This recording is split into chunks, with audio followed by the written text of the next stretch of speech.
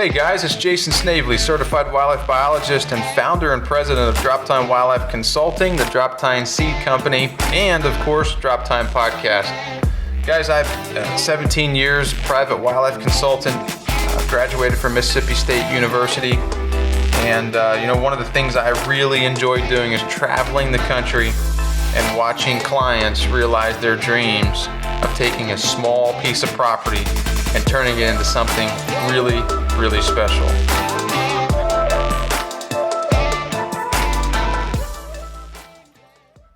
Hey everybody, welcome back to the podcast. I know it has been different lately with the Innovators podcast now launching, but I want to continue doing some of the podcasts on this free platform, and wanted to join in today and just talk about some of, I think I have 6 or 7 episodes here, or show notes from episodes that we already have aired or close to over at the Innovators podcast. So when I launched the podcast and made the offer, I was guaranteeing at least 2 episodes a month. And now with the incredible response, more than 2.5 times what would be expected in the industry when going from a free platform to a premium podcast, paid subscription, obviously listener supported. We're 2.5 times. So I'm going to deliver more content, and I have been delivering more content. I think we have 8 or 9 already recorded and scheduled to launch out. So I just wanted to sit back here and kind of go over some of the episodes that we've recorded or have already recorded and posted over there at the Innovators. First and foremost, everybody's familiar with Dr. Rick Haney. What I did with Rick is started to record a series of podcasts taking the soil health test that was named after him, that he created, and really just breaking it apart. And instead of talking for an hour or 2 at length about soil health tests and various parameters and just getting super confusing on things like water extractable organic carbon and nitrogen, respiration, the whole 9 yards, I decided to take one particular topic, one piece, one tidbit off the Haney soil health test results, and teach you, or teach the innovators, how to interpret their own soil sample results through the Haney test. So we did that. We started that, I guess you'd call it a series, and the first one we started talking about soil pH and the drivers of soil pH, and then ultimately the decision of whether to lime or not in a regenerative system, or a new regenerative system. So what I did is I pulled some clips from all of these episodes and created sort of an all-star podcast here for everyone to listen to. You'll get some clips from each episode. There's probably 6 or 7, and of course I recorded a lot more than that, but I wanted you to hear what we've been doing over there at the Innovators podcast. So we'll start it off with that episode with Rick. Wrong button. Numbers. So I just want to drive this part home then, when guys can, because I was explaining this to a client in Missouri, and he was like, cool, I just went back through all of my Haney tests and figured that out. And he actually had some back from your lab when soil pH wasn't reported. So I just want to make this point again, that I could see a soil pH that is it possible to see a low pH, low meaning on the traditional, 6 or 5.8 or 5.8 is pretty low, and an acceptable aluminum or calcium to iron aluminum ratio? Oh yeah, you would not lime? I'm looking at a 6 right now. That's a 3 calcium iron aluminum ratio. I wouldn't lime that. All right. What about the flip side of that? Do you see the reverse happen? Oh yeah, if you got here's one of the 6. It's like 0.6. for iron aluminum. Yeah. So I would lime that. What's the pH on that? 6. They're both 6. So there's a 6 I would lime and a 6 I wouldn't lime. Okay. And that's probably why you have me trained to just, one of the first things I do on my soil health consulting when I talk to clients is I run those numbers, and they're like, well, I need to lime. And I'm like, nah, I wouldn't. And if if a guy's super serious about his food plots and he hits, right at 1 or 1.2, they're always like, well, if I'm on the border, maybe I should just do it just in case. And let's face it, inputs are sky high right now, and nobody ever has too much free time. So it's kind of like, all right, we're trying to decide, do we need to do this or not? You're saying greater than 1? Don't worry about it. Yeah, generally speaking, yeah. I mean, that's an individual thing. You look at other, is your respiration good? Is your extractable carbon good? It's you got to look across all that to try to understand what you're looking at. I mean, we always want these hard and fast rules in soil analysis, right? Okay, if it's this, go there. If it's that, go there. And that's great, but you can't rely on one number. Yeah. You can't just look at calcium, iron, aluminum, or just pH, or just respiration, or, you've got to look at all that collectively to see the picture, to nudge you in the right direction. I mean, that the information's there. It's trying to tell you something, but we've got to know what to look for. Yeah. And so, I mean, in this database that I'm looking at right now, we've got like 2,500 samples from all over the country, and you see everything. It's just, nature throws curveballs at you, and you got to try to figure out what you're looking at. And everybody wants these hard and fast rules, as I just said. And hard and fast rules would be great if soil was a linear function. So if you have this, you get that. Well, it doesn't work. I was about to say, well, isn't that how the conventional, co-op, not picking on anybody, but it's always an if-then. If it's this, then put this many pounds of that on. Well, right? Exactly. Just like for nitrate, we're only going to test for nitrogen because that's the only form of nitrogen in the soil. Wrong. But anyway, that's what we've done. Yeah. And so when we look at our recommendations, it's like with this line. You have this much nitrate, then you have to put this much on. Mm-hmm. Well, that's fine, but that's wasting money.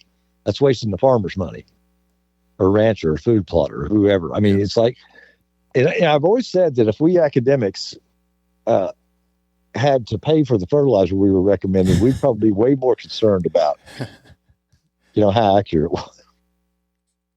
So I just pulled, as you talk, I'm just pulling, I have soil samples laying everywhere. It's actually disgusting in my office right now, but I just pulled one of mine. It looks like a 2023, actually. It's a new one. And I've got 3.49 road over here in the corner, which usually means that's and the pH is 7.3. So one thing that I noticed, and I know I've kept you in on this, and I don't think it really surprised you, but it surprised me, is when I quit putting synthetic inputs in the ground. I quit liming. I quit everything, the sides, everything 7 years ago, just because, and I'm not saying this is the right answer. In the MSU study, the Mississippi State study, they called that the purist, because when they started, they were like, oh man, we need to spray to get this started. And right, they would say, and I would be like, well, you've been spraying for how long? It hasn't worked. So, at what point? That's like saying I'm going to kill yearling bucks for one more year, but then next year, no more. I mean, at some point, you got to start,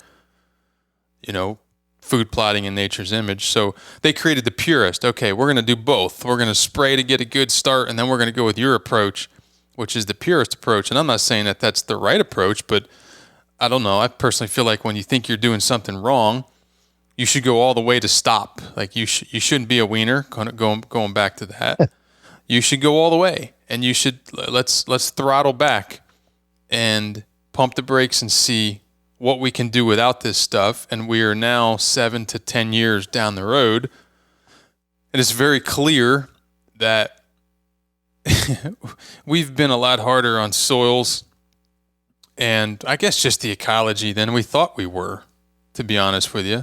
Well, we never approached maintaining soil or taking care of soil from a biological perspective. We only ever approached it from a chemical perspective, and that's not how it works. It's just not. And so it's a real challenge to change your thinking. I mean, the most significant struggle that I've had in my career is teaching folks that the soil is actually alive. And I had a guy ask me, he said, well, so it's alive. So what? And I said, well, if you lay down on the floor right here and somebody put their foot on your throat, you think you would breathe very well? Well, no. I said, well, that's kind of how we've treated our soil. And, let it breathe. I played that clip from Dr. Rick Haney because I enjoyed the end of that. Not only where he talks about having looked at soil for so long, his entire career, he swam upstream for so long, no one considered the biological component. And quite frankly, still a minority of us only consider the biological aspect and the fact that soil is a living, breathing biological entity. It's slowly catching on, and it's definitely the right side of history. So that was a long podcast with Rick, and actually that one wasn't too long, but it was a in-depth podcast on some things that you don't hear often, and of course that podcast series is long when you patch it together. So a good one there. Here's another clip from that same podcast. Man, I should just sit back and let someone else wrong button again. So I'd like to do that. Well, go ahead. If you listen, if you read or listen to some of the journals or documentaries about Lewis and Clark when they were basically discovering America, what were they saying? Oh, Jesus, everything's so scarce. There's no wildlife. Everything's screwed up. It's like they went through this lush environment with this wildlife everywhere. Well, who was managing that? Nobody, right? State agency. And so what we're trying to do is mimic nature. Nature has been doing R&D for millions of years. And, we're fairly new on the scene. And yet we think, well, we've got all this technology with, fertilizers, herbicides, whatever, we're going to grow monoculture corn for deer food plots, whatever. Is that what Lewis and Clark ran? Oh, wow, look at this deer food plot. It's all corn. And no weeds. That's not what they saw. And they were astounded at, the wildlife. And so not that we can reproduce that. I'm not saying that, but, right. But follow nature's image. I mean, if you follow nature's image, it's pretty tough to go wrong. Yeah. Yeah. That's why. Yeah. Another great clip from Rick. Folks, we have been looking at this entirely wrong. And properties that are going on a decade now of thinking differently and going back to farming in nature's image are seeing scenarios again where they can't explain just the sheer numbers of healthy animals, critters, wildlife, just the properties are thriving. So I really enjoyed that podcast, and of course there's a whole series to come from Rick. Shifting gears, we spend a lot of time talking about producing, managing, especially whitetails and other game species. The people who I get to hang around, many of them are absolute killers. They're efficient, they're effective. Some spend hours and hours on stand every fall and winter, and obviously they see a return on that investment. Others spend a heck of a lot less time and impress me with how effectively they can surgically get in, scout out quickly without being known or seen, and remove a mature whitetail buck. So I spent some time thinking about and talking to some of the hunters I know. These are guys who, again, are extremely effective and have hours logged on stand and have some interesting techniques and stories to share. And many of these guys are just about as 180 on hunting mature whitetails as I am on planning a food plot or managing a property. So this first one, and I'm not going to share the names. That's for the innovators. But this first guest there's a lot of folks who are well known. They're on television. They write articles in magazines, and they're good hunters. But there's another group of characters who are not really known. They sort of fly low under the radar, but that doesn't make them less effective. They just don't want to be in the major spotlight, and those are the guys who interest me the most. But here's a good clip from one of those. Numbers. And that was Haney. So, when you're talking a big deer moving through a section of timber or field or what have you, they use their eyesight a lot. They like having the wind into their advantage. That way they feel more comfortable. They feel more confident moving through the woods. They're going to move farther away in daylight hours, let's say. So hunting, what a lot of people say, and my buddy Justin Hollingsworth talks about it all the time, is hunting an off wind, to where you're cutting the edge where that buck is getting what he wants, but your scent is right off to the side of that. Mm-hmm. So that is very tricky on your setups, because it's like you're flirting with disaster. It's either going to work for you, or if it swirls, if there's a tree, if there's an opening in the woods or what have you, that wind could swirl and you would be, he would end up cracking you. So, and then also, they're trying to be efficient. Like bucks, a lot of times, especially depends on what time of year you're hunting. If you're hunting them in the rut and they're looking for does, they like heading into they like a quartering wind, whether they're heading downwind, quartering downwind, or quartering into it. They can cover more ground. They can be more efficient. They can pick up more scent in their nose if they're looking for a doe. When you say a quartering wind, you're talking about quartering towards them directly into their... Or to their back, either way. Okay. Yeah, quartering downwind or quartering into the wind. Yep. They're not just walking, keeping a dead nose wind straight at them. Right. You know what I mean? Right. I think a lot of people conventionally, when we talk about, how to hunt and where to hunt them, we think we're either upwind or we're downwind, right? A lot of people don't really think about these quartering winds. And Adam talked about that too, about giving him his wind. And hunting, I think you guys are talking about the same overlapping area here. Give him his wind, and there's risk there, but kill him in that small zone and hope that it works for you. Yeah, so most people, when and I talk to a lot of people, when they set up their stands or whatever, they look at the wind direction by OnX or whatever, and they say, okay, this deer, I've got a stand set up in this woods. The deer is coming from the south. And he's moving up through the woods, headed north. And so I need a south wind to hunt that deer. That way he can't get me. Mm-hmm. Well, if you got that south wind, the deer ain't going to come up through there. He's not going to walk with a dead wind at his tail coming up. I tell you what, that was a podcast that is in and of itself worth the $150 a year for the innovators. I enjoyed that, and we dissected some pretty serious mature buck killing information. I mean, we also covered scouting, postseason, in-season, preseason, and we talked an awful lot about my observation that many of the true killers who I'm around scout just as much during the season, in-season, as they do in the off-season. Of course, that's no secret.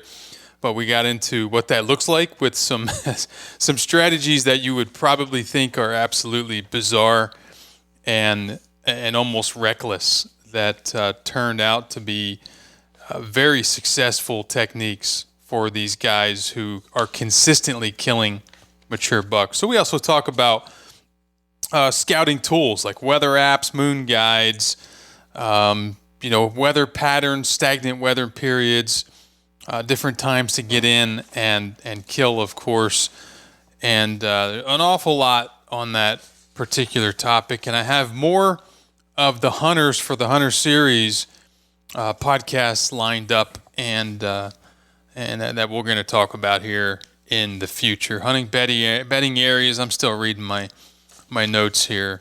Hunt times, morning, afternoon, midday. How does that change throughout the rut? So much on that topic. I'm going to shift gears here. Obviously, I'm punching buttons and learning new tools. But the next podcast clip that I want to play was a podcast I recorded because, well, for a number of reasons. But there's a group of people out there who have tried the regenerative soil health path and kind of poo-pooed on it because it's not easy. It's not like your traditional chemical system where you have cheats and you just nuke it, burn it down, and with any herbicide you choose, the chemistries, and start over. And a lot of these people say that you can't scale it. It's not something you can do for more than a couple of years, or maybe you can't even scale it to more than a couple acres. And that's just not true. This next guest proved that point because he not only no-tills and cover crops, but he has transitioned his massive scale farming operation, which is a commercial farm, farms thousands of acres organically. Didn't start that way right away, but realized that he was sort of, not knowingly, but he was transitioning to an organic system. And it's very similar to a system that we seek. Very similar. So 2 or 3 clips from this one. I think you'll enjoy this. And have a living root out there. Number 5, context. Where are you in the world? Because that matters. Because Jason and I don't live that far apart from each other, but he has a higher altitude than I do. He's got a different topography than I do. All these things will require possibly different timings of when you're going to plant certain species. So it's the context of where you are. And number 6 is the livestock moving across your acres. Animal integration. And I'm glad you mentioned that earlier. I've said this to clients who say, man, I just, we'll never get there, as Gabe Brown said, because we don't have animals. And I say, whoa, hold on a minute. What do you mean you don't have animals? There's a lot of animals. This is one reason why when the hunting season's over, I feed. No, It does not. It does not cause chronic wasting disease. That's nonsense. I feed to concentrate animals in my food plots. Yeah. I want to concentrate animal. Here we go again, opposite herd mentality. I'm able to simulate a bale grazing model. I'm able to concentrate higher numbers of individuals where they can urine, they can dung, they can chew on plants that I have left. My soil health, where my deer spend the most amount of time, deer and other wildlife critters, is greater along the edges and these areas where, and I looked at, I had, just like you, I'm looking at one of your charts right now using cereal rye as a cover crop and the nutrient sequestration. This isn't, I know these people, a lot of people on the podcast lately and out there on the internet are saying all this nutrient density stuff, they don't have any true, randomly replicated, peer-reviewed science to prove that. That's just a bunch of sexy bullshit that no one has proven. That's not true. That's false. No. And if anyone has ever followed Fred Provenza, who's been on this podcast, Van Vliet, who is now doing incredible work, and I'm going to have more about him and his work on this podcast. And I'm like you, Rick. I'm running away with this, and only because I'm frustrated. I'm not frustrated. What bothers me, I'm okay if people give up. But what bothers me is when someone blames a system. If I don't understand how a jet engine operates, does that mean that a jet engine doesn't work? Right. If I don't understand a system, that doesn't mean I get the ability to say this system doesn't work. And there's a lot of that going on right now. So I want to transition into weeds because I want to get deep in the weeds because this is what, let me see, how do I say this politely? I call them plants, and in fact, one of my favorite Dwayne Beck quotes is, and I'm pulling this. I think this is how it goes. Weeds and diseases, both weeds and diseases, he said, are nature's way of adding diversity to a system that lacks diversity. Sure. I just love that. And that reminds me, when I dropped into South Texas and to work on an internship, it was 109,000 acres. And I said to my supervisor, do you want me to kill these coyotes and bobcats that I see? Because they're predators, right? I mean, you're all about deer. We should be. He got red in the face and as angry as he could get. And he said, your professors have failed you. This is the problem with academics. And I said, whoa, what do you mean? He said, we need predator-prey relationships. Have you not read Leopold's work to understand that we, without prey, we don't have predators. Without predators, we don't have prey. And this all goes back to the whole weed thing. Weeds, to me, are information. Can you talk about your start, how you got started? Because I got to think when you got rid of chemistry that had been there for, as you mentioned, years and years, you had to have a plethora of a new plant profile. Many would call them new weeds. Yeah. Well, let me tell you what this is, what's happening. It's called progression, and it's real. When you take the chemistry and the tillage away, the first things that show up are broadleaf weeds. Then you work through the broadleaf weeds 2-3 years, maybe 4. Then the grasses come. And then the shrubs come and the trees come. And Jason, we've got it all. We've got these trees now that are growing in our fields that were combined with a grain table and a sickle bar. So they were cut at the ground last fall. Mm-hmm. There's saplings growing out there that are 6 feet tall this year. Okay. That tells you that progression is real. So a lot of times people want to throw the white flag out after years 2, 3, and 4 because they can't deal with the broadleaf weeds. Pause right there, Rick. I'm going to play this real quick, only because you brought it up. This is from a podcast. Listen to this. It cracks me up after hearing you say after 2 and 3 years. Listen to this. Yeah. Okay, obviously I'm not going to play that podcast here. That's played on the Innovators podcast, and many of you can probably guess who that is out of a couple of options.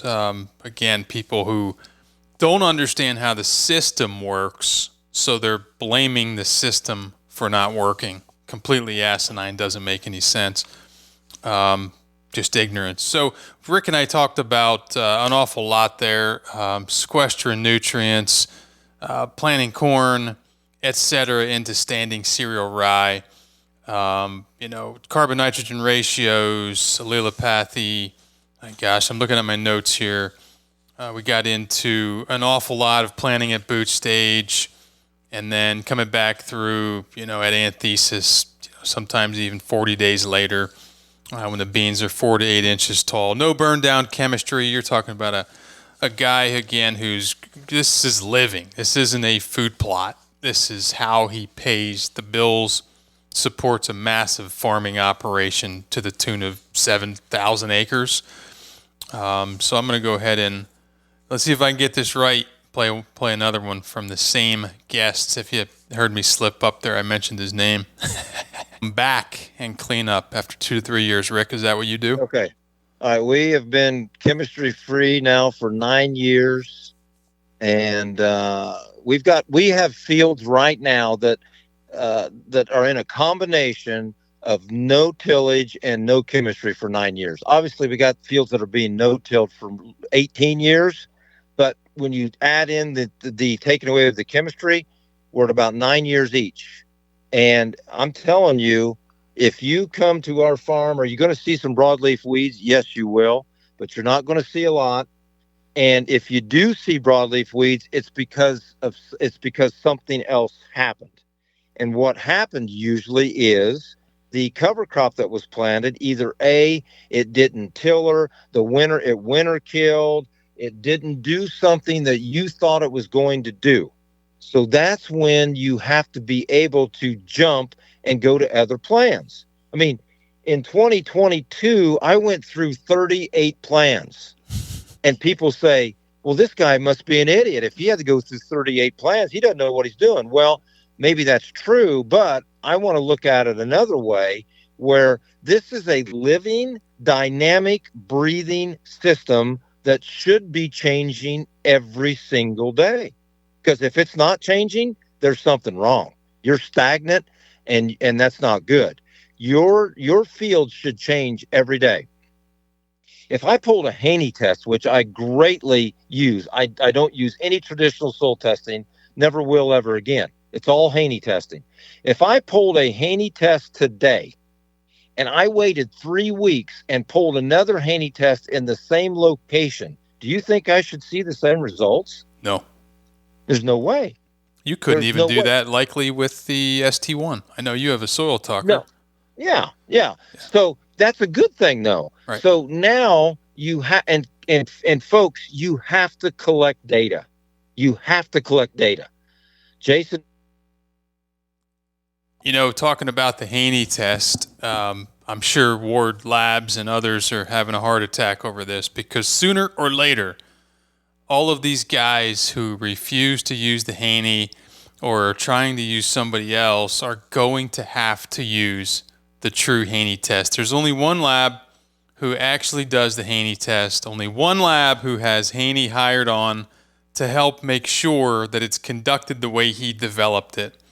And these other labs who are creating the SHAT, S-H-A-T, which they changed to some other soil health assessment garbage, that's exactly what they are. They're SHAT tests.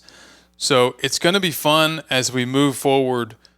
The big boys are all using the Haney. The guys who are actually out there making money and doing the farming are using the Haney. And unfortunately for these other competitors, there's only one lab that conducts the Haney test. And of course, we talk an awful lot about that in the Innovators podcast. I'll play one more clip from that podcast. Guys, this is over. I'm pulling clips, and I know I'm hitting the wrong buttons here, but I'm a wildlife biologist. I'm most certainly not a technical whatever audio operator of this crazy switchboard that has buttons and lights everywhere. And it's 9 o'clock on a Friday night as I'm recording this, but this is well over 12 hours. I bet it's over 13 hours of audio that I'm pulling clips from. So that just gives you an idea of how much audio content, premium content there is on all of these topics. And the topics are diverse. So I'm going to play another one here. We have totally eliminated burn down chemistry. There is no burn down. So you're already ahead of the game in chemistry. So what we did on 200 acres out of, I don't know, that year we had maybe 3,000. Guys, I'm going to stop that. I'll play that again. When he says we have totally eliminated burn down chemistry, this is a large scale 7,000 acre farming operation. When he says burn down chemistry, he's talking about chemical herbicides, Roundup, Glyphosate, 2,4-D, and others. I know Roundup and Gly are used interchangeably, but they're not the same. Burn down chemistry is herbicides to get started, right? So I've got some clients, and obviously you've heard the Mississippi State study. You've heard people who question this methodology say you got to start somewhere, right?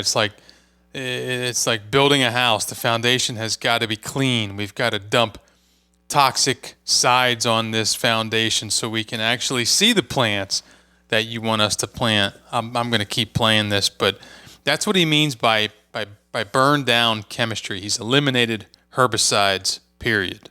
We have totally eliminated burn down chemistry. There is no burn down. So you're already ahead of the game in chemistry. So what we did on 200 acres out of, I don't know, that year we had maybe 3,000 acres of beans. I don't remember. We did not use any chemistry at all on those beans that we rolled down, because I wanted to see what this was going to look like. Now, the other parts of the farm, I kind of got a little nervous, and we went with a half rate of glyphosate, and we went ahead and sprayed behind the roller crimper because, again, I didn't know. Mm-hmm. And I cannot jeopardize the livelihood of the farm. Well, that field that had zero chemistry of pre-burn down or post-spray yielded as good as the other part of the field that we did the experiment in. So, and were there some weeds in there? Yes, there were. There were a few, but nothing like you would think. So, okay, the first thought is, okay, well, we got some residual chemistry left over from previous years, and we've got some fertility, because at this point, Jason, we're not putting on. We've cut our. We're in massive reduction mode right now. Yep. Okay, we're probably 60% reduction mode here. You're profitable. All input. Huh? You're highly profitable. Yes. And I will tell the listeners also, I am a 100% transparent guy. I have to tell you everything. So when we were the maximum knocking it out of the park, we were 100% non-GMO, 100% no-till, 100% cover crop, and 70% reduction of inputs. So we reduced our chemistry by 70%. We reduced our fertility by 70%. And we were knocking it out of the park as far as an ROI is concerned. And we were getting increased yield year over year for like 6 years in a row. So the system was working. Then I've got this a little out of order. Then I went to Wisconsin, got trained by Aaron, did the roller crimper, and then on year 2, we took more acres of beans and eliminated everything. And then I said, why in the world aren't we organic? And that's when we segued into organic. Guys, he's running a 60-foot roller crimper, and I've heard of a podcast that is telling their clients to stop buying roller crimpers and to stop buying all this expensive equipment. And we have guys who are profitable farming commercially, running 60-foot roller crimpers over thousands of acres. Yet these clowns are bad-mouthing nature's way of growing plants in a biological system. So, by the way, if anybody's listening to any of these podcasts or seeing any of this online and you want to sell a roller crimper, we are behind on building roller crimpers. And it doesn't bother me whether it comes from us and a brand new one or one of you and a used one. We can handle the trucking. I've got that covered. We'll move it from you to one of my clients. I have a list of guys who are looking for roller crimpers. So if you're selling crimpers, the same goes for drills, no-till drills, as long as it's a good brand. Please reach out to me, Jason at Drop-Tine We will buy them, and we'll make sure we put them in the hands of somebody who knows how to use them. All right, let's move on to the next one. See if I can push some more of the wrong buttons. We have totally... Yep, I did it. So, trail cameras. Trail cameras are obviously huge. I went back to talk to a friend of mine who co-authored a chapter in 2010. So back in 2000, I guess 8, 9-ish, the then Quality Deer Management Association, which is now obviously defunct and no longer around, got us all together at a deer study group meeting and decided that we were going to write a book published by the QDMA. Deer Cameras, it was called, The Science of Scouting. And it was a fun book to put together with everybody involved. It was just great. So I'll just leave that at that. Again, 2010, going back a long time ago. I had the opportunity at that time to invite a co-author if I wanted to. I was busy building the company, so I invited, obviously, a co-author. And we wrote about trail camera technology, something I would not probably take on today. But at that time, I was deep into tearing apart cameras, had worked on a couple projects at Mississippi State. Some of the original research. Scott Wallach, I'm sure nobody knows of Scott. Not sure where he is these days, but he was a Harry Jacobson grad student, one of the first guys I met at Mississippi State. We went out and did a lot of work with trail cams, trying to develop the censusing technique that many of you probably use right now. Or I should say surveying technique, not censusing. It's a very, very effective way to survey not only total numbers, but also, buck age structure and sex ratio, the whole 9 yards. So went back to talk to my friend and co-author who studies intensively studies every trail camera you could possibly imagine. And we also got into something I think is probably glossed over, which is security and catching trespassers and poachers. And I really enjoyed some of the innovative tips and techniques, really, that we talked about using to catch some of these thieves, whether they're hunting deer, hunting sheds on the property. Certainly some new innovative ways to trick them and catch them. We, of course, talked about cellular and wireless and security and live stream, red glow, low glow, white flash, no glow. My gosh, photo quality, obviously batteries, which we've shifted gears now on how we use batteries. Obviously this particular guest conducts shootouts every year with every trail camera model you can imagine. And we talk about which cameras did best in nighttime and which ones had the best flash range. Just so much. Some of the new advances in trail cams, and one of my favorite parts was talking about how do I call it? I guess a suggestion from many of the big buck hunters, especially in states like Iowa and Kansas, Indiana, Illinois, Wisconsin, who talk about a particular type of trail cam and a particular method as the fastest way to dry up a scrape, meaning spook bucks off of a scrape to never come back. And that's obviously not a good thing. So I enjoyed that part. Here, I'll play some audio from that. I can tell you, our ranch, they've seen, they're everywhere. You can't, which you mentioned trespassing. I've got a whole story on that and the up-to-date technology. Yeah. So trail cameras on your property are probably like rocks at this point. It's just whatever. That guy's just monitoring everything we do, whatever. But security is important. And I know there's so many things on here I want to talk about, but security is important because most, if not all of my listeners, especially the innovators, are into growing. They're actively involved in growing, managing their properties, growing mature bucks, and they'll target specific bucks. And obviously, as you know, anytime you're putting that much time, effort, and money into increasing the buck segment of the herd and improving age structure, you attract the what do I call them? The not so great people, right?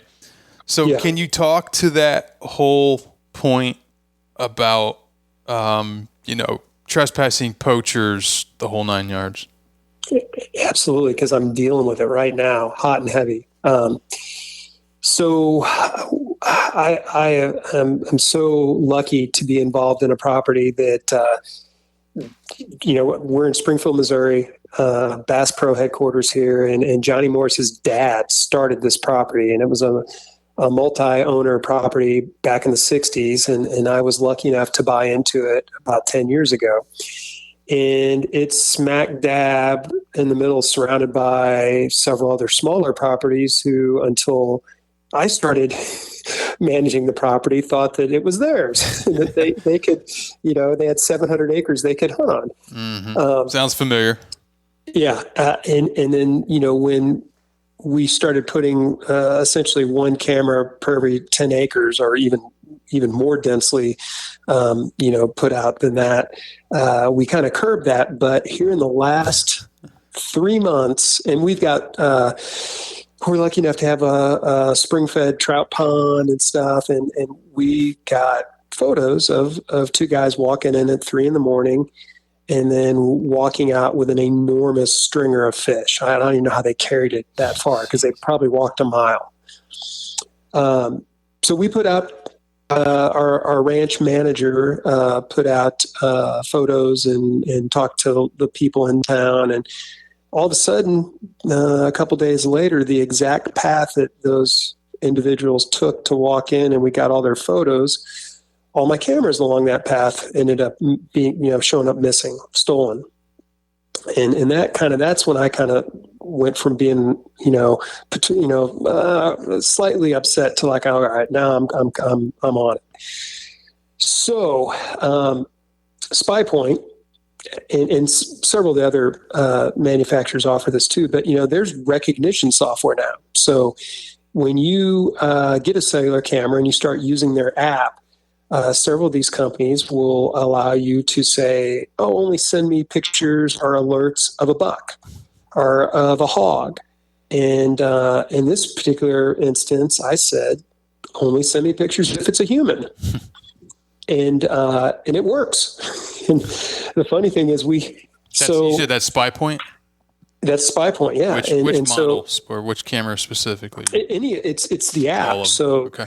Yeah. So I mean, and so that people understand, all the computing power and everything that's done on servers. So the camera just sends the photo up, and then the servers will go ahead and use the high power software to run recognition, and then send photos that you have selected based on criteria. They'll send it to the app, and then you can determine whether the app alerts you or not.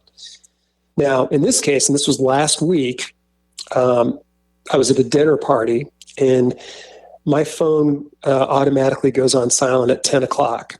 And we were at this dinner cocktail party, and it stretched into almost 11 o'clock. I never got the notification.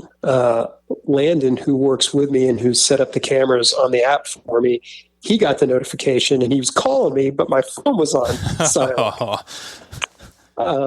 So they came back again. And so at this point, we're like, and we got some really good photos, and we found out it is a career poacher. Headhunter has left all kinds of headless bucks in people's, fields, laundry list of felonies, and a guy that it's almost a game to him. All right. Well, you could tell that episode was chock full of information and knowledge. I'm just sitting here flipping through some of my notes. We continued on to mounting devices, and again, batteries, an extensive amount of time on batteries. You could save easily enough to justify the $15 a month or $150 a year for the Innovators. So extending the life on cameras with batteries. Camera locations, obviously, the whole insect thing. How do we keep ants and spiders? That's a common question I get. Cable locks, mounting devices, I said that. The shootouts, testing, detection, and of course the reviews. There's so much on this one that I can't even go over all this right now. Time lapse. So there's that. I'll play, see if I can pull up one more from that. So Browning, it's the only company that I know that offers. Again, you guys are hearing the names of these brand names. We are not affiliated. I want to be very clear. I am not affiliated with any of them. Obviously, they're all solid companies, or we wouldn't be mentioning them. But yeah, so there you go. So Browning, it's the only company that I know that offers this. They have an option on their cameras called dynamic video. And, the problem with video is, you want to catch everything, but what if something walks in and then leaves, and you get, 90% of the video clip is of nothing. Yeah. Or, you've got it set up and you're watching something, and then right at the point that you really want to see, the 20-second video stops. Yeah. So they have, you can set, and this is how I have this camera set. I have it set for a 20-second video, but on dynamic video, as long as the motion detection, the PRR is detecting motion, it keeps the video going. And then after it last detects motion, it'll run for whatever you programmed it for. So another 20 seconds. And I have one of those mounted up high, way out of sight, no way to get to it. It's 12 foot off the ground, had to use a ladder to get there. And it's aimed right down at the camera that's booby trapped. And it's the best, it's 4K video with full audio. So I'm going to get all the bleeps and cuss words. Everything. We could have a whole episode on security. I'm sure. Yeah. I'm sure you've got stories, and I don't normally share them, but this is another reason I like the subscription model podcast, because you eliminate a lot of the local free guys who were just looking for just being nosy and just yeah. Okay, so Browning, which model is that? Well, so Browning. All right, I'm going to cut that one off. So yeah, the securities, it's fun to talk about. It's interesting. I've gotten a couple of guys here on my farm over the years with some of those strategies and techniques, and of course we cover more of those in that podcast. I'm going to do one more here because I think I know it's interesting, and I know it's not covered really anywhere else. Those of you know my desire to toss the toxins, and after my in-depth research on just how harmful the sides are, whether it's herbicides, insecticides, fungicides, any of the biocides, I'm not a fan of them at all. I test my own body for these sides. I eat as clean as an American possibly can. I'm sure I could get better. Of course, I eat as much organic as I can, regeneratively grown foods as I can. This next series or next podcast was extremely interesting, and I'm going to go ahead and start a clip here. Okay, so what you're saying is, from a cancer standpoint, there's some concern between the disparity or the broad range of what research says is likely safe versus what our regulatory agency like the EPA says is safe. Those two don't mesh. They don't mesh, and they're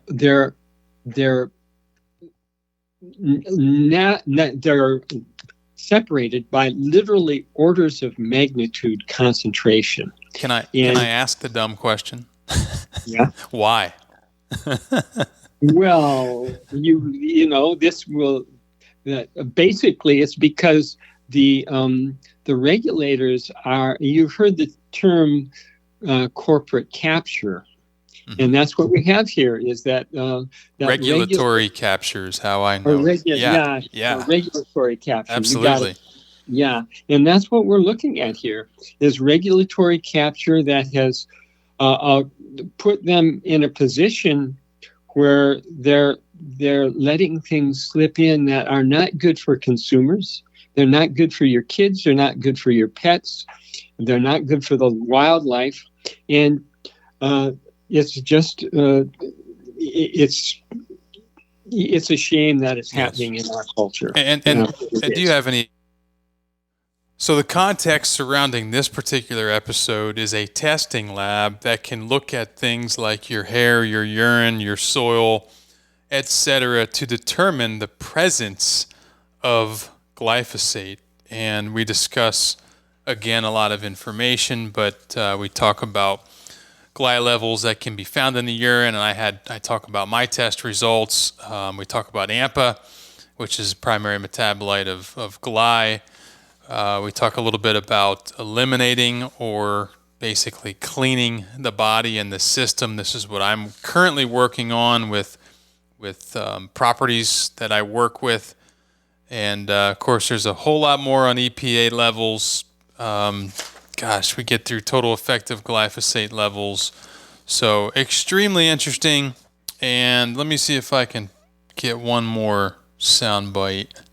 Are those who hypothesize, this is a hypothesis, that the way that wasting disease got into the North American deer population, deer, elk, etc., is that they were fed livestock feed. A lot of times in the winters when things get really, what would you say? The natural feed is very sparse. the on at places like national parks and things like that, the rangers will be out there with livestock feed to support the animals. And if that livestock feed, as it often does, contain animal material, that would be, and some of it happens to be from a prion infected animal, that could get it into the livestock, into the deer population. And once it's there, it may be more effective in deer than it is in cattle. And so you could have these problems coming up there. Of course, my guest in that situation was talking about chronic wasting disease. He's a chief scientist at a leading lab that is hired by researchers all over the globe to test for glyphosate and AMPA, etc. And he was very, very hard for me to get. I've had a number of guests over the years who have been somewhat complicated to secure, and that particular guest was one of those. Does not do a lot of podcasts and doesn't, quite frankly, need to do a lot of podcasts. But his lab uses some extremely interesting, it's a high performance liquid chromatography type, I guess it's mass spectrometry. Extremely interesting approach. It's recognized as the gold standard, and they can detect as little as 0.02 parts per billion with a B of glyphosate and 0.13 parts per billion of AMPA in your urine. Again, AMPA is a metabolite of gly that we still don't really know a whole lot about. Seems to stick around longer than glyphosate itself. And to make that easier to understand what these 0.13 parts per billion mean, is extremely dilute. So think of how sensitive their machinery is. If you were to take a half of a teaspoon of glyphosate and toss it into an Olympic-sized swimming pool, you just threw in 1.0 parts per billion. And again, they can detect as little as 0.020 parts per billion. So good stuff. I think I might have one more from that podcast. Are those who... No, I'm going to stick with that. We'll end it there. I think I gave you a pretty good snapshot of the all-star lineup. I'm trying to think of some of the other ones. Organic bioherbicide episode will be released soon. And some of the technology, for those of you who are using herbicides and it just seems like it's a struggle to get away from a herbicide because you like to just completely annihilate all of the vegetation there and start clean and see pretty and see what you bought in the bag. I get it. I don't do it. But in the future, we will have effective, non-toxic herbicides. And as sprayer technology improves and becomes more affordable, which we talk about in this podcast, I think that the opportunities for desiccation, meaning death by dehydration, and through other avenues other than through toxic chemicals like glyphosate, etc. Some of these bioherbicides are very, very interesting and actually digested in hours. And there is peer-reviewed science from researchers that shows that it is not only not harming the soil biology, but in many instances it is actually helping the situation and feeding the microbes. So good stuff, and looking forward to releasing that. Again, I want to do more of the free podcasts. I've just been spending an incredible amount of time both researching and recording for the Innovators podcast. I wanted you to know what was going on over there. Didn't want you to think that I'd fallen asleep or gone away. So thanks to all my listeners, both Innovators and on this platform. Look forward to you signing up as an innovator and hearing from you. Thanks a lot.